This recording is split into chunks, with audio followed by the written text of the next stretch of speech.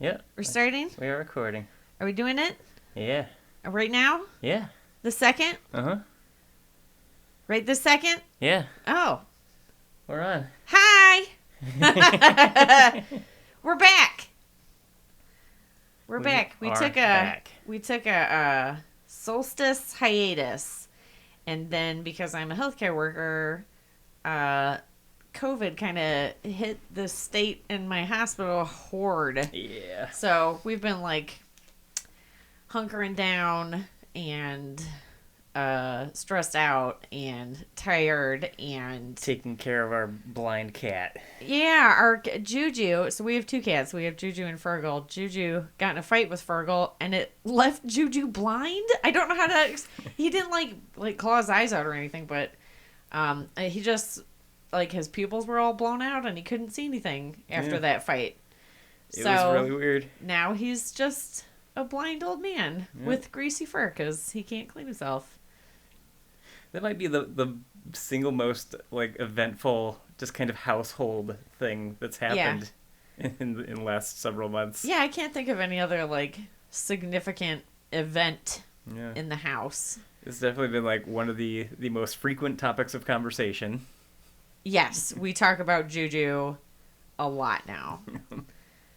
We do our best not to shame Fergal unduly. Well, okay, so Fergal is not a good boy. Just let's just go. He's a murdering maniac, and he's a rapist, and he's a hamster killer. Yeah. So Fergal, when he was a kitten, he knocked over my hamster cage. My hamster was a beautiful, beautiful soul named Lenny. Yeah. And he was white and black. And Fergal didn't eat him. He just played with him until his eyes squished out of his head. Oh, that's brutal. I'm talking about this. That's perfectly appropriate. It's important that the people understand that Fergal is a monster and anything we say about him is justified. Can we admit that Fergal is a monster? Yeah. Because you said he was. It's not like he's changed.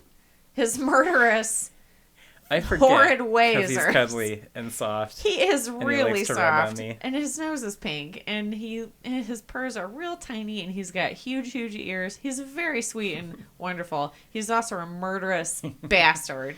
And he goes through periods where he prefers dad. And fuck him for that too. Yep. How dare he? Once upon a time, he couldn't sleep unless he was sleeping on my face. Few things that seem to upset you more than when Fergal decides he would rather snug with dad. I love you. I can't stand it. I get it. I just totally get it. Can't stand it. I would probably feel the same way. I have come to be at peace with Juju. Juju is very equal in how he loves the two of us, and he's got his own moments with you and his own moments with me, like a good parent of two children. He's a good dad. He's a good cat dad to us. Fergal's not the same. I don't know why. He feels like my baby, and when my baby doesn't love me, I am enraged.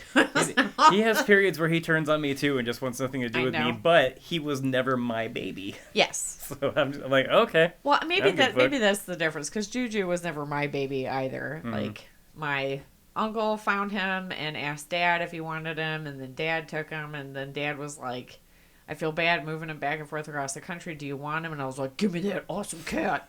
and now I have Juju, and now Juju's mine forever. Yeah. Oh, Juju. Just endlessly circling around until he knows where he is because he bumps his face into something he recognizes. Yep, like his whiskers brush. He's like, oh, nope, can't go. Gotta stop. I'm just going to lay down. So, what else? Right. Well, what's our theme this week? Oh, we have one more announcement. Yeah. Yeah.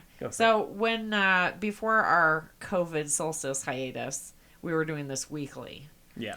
But Phil, who is also putting out his own music and recording and working on promo stuff, and I don't have a clue how to edit any of this. I was clearly a little overwhelmed. The color commentary here. Like, Phil had a lot on his plate. So instead of doing this weekly, we're going to do this bi-weekly. Yeah, and see how it goes, because we have a tendency to talk a lot and record quite long episodes Yeah. And it's not like we pick quick songs or few of them. Yeah. So. And correct me if I'm wrong, but like we initially started this thinking that the episodes would end up being like 40 minutes, and we about double that reliably. Yeah. So our episodes tend to be somewhere between an hour and an hour and a half.